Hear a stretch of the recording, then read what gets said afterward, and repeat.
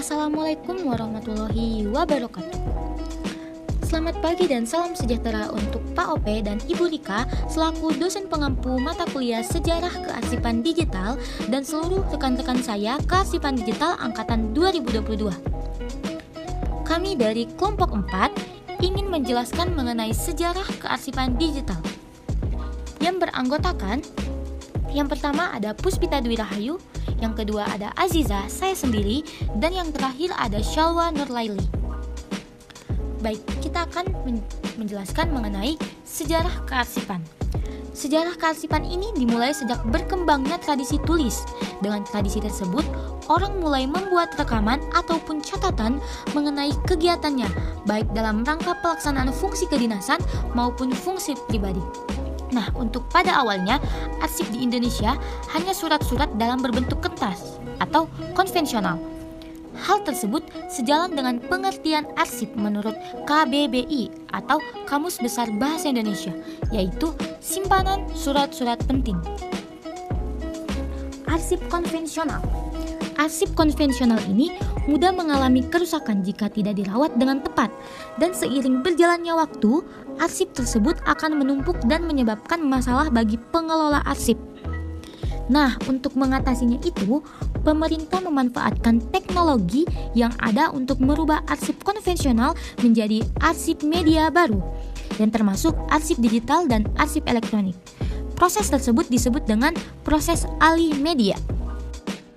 Tujuan alih media arsip. Tujuan alih media arsip adalah agar pelestarian arsip terjamin autentisitas.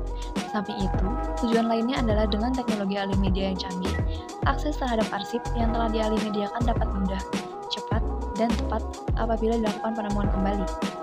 Pengaruh perkembangan teknologi komputer dan internet dapat mempengaruhi pada bidang kearsipan, bahwa internet berpengaruh pada perubahan cara kerja dan perubahan cara berkomunikasi. Hal ini memberikan dampak langsung pada kegiatan pengelolaan arsip, sehingga pengelolaan arsip dapat dilakukan secara elektronik.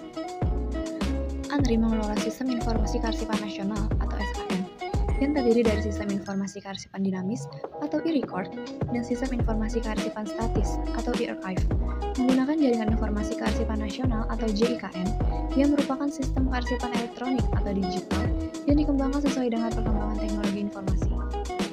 Sri Kandi adalah salah satu bentuk terwujudnya SKN. Sri Kandi memiliki beberapa fitur seperti fitur penciptaan arsip yang meliputi pembuatan, penandatanganan, pengiriman, dan penerimaan naskah dinas secara elektronik antar instansi pemerintah. Dalam penggunaan Sri Kandi juga diperlukan proses alih media memanfaatkan teknologi informasi dan komunikasi dengan menggunakan konsep digitasi, digitalisasi, dan transformasi digital. Lalu selanjutnya di sini saya akan menerangkan terkait digitalisasi, dan transformasi digital.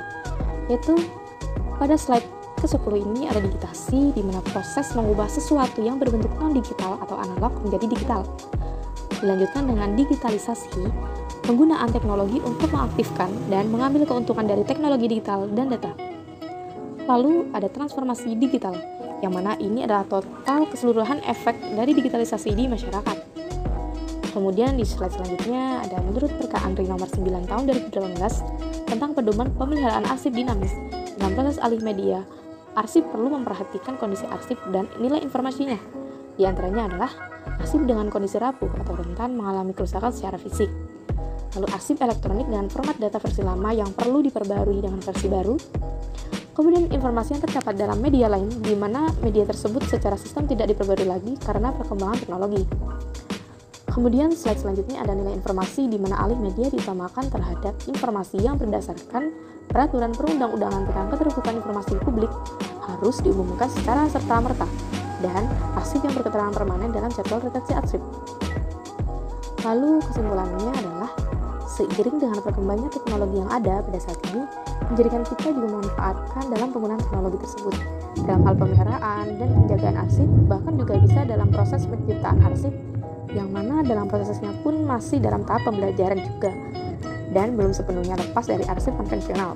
Sekarang sejarah kearsipan sudah berubah menjadi sejarah kearsipan digital. Sekian presentasi dari kelompok 4, kurang lebihnya mohon maaf. Assalamualaikum warahmatullahi wabarakatuh.